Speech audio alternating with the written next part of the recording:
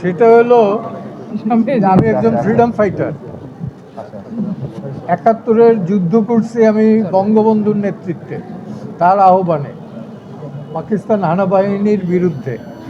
তো তার কন্যা উইদাউট প্রপার ডিফেন্স, আগেরটাও প্রপার ডিফেন্স ছিল, আমি কাউকে ছোট করতেছি না, আমার কাছে মনে হয়েছে যে তাকে আরও প্রপার ওয়েতে ডিফেন্স দেওয়া দরকার।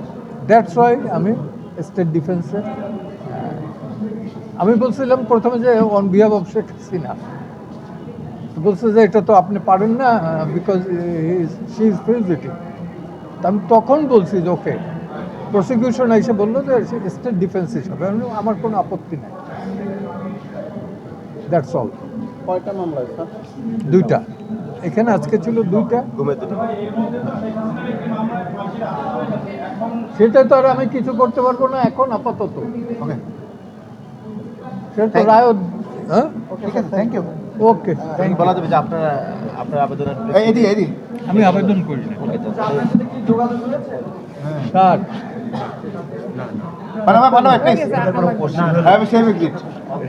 Don't ask this type of question.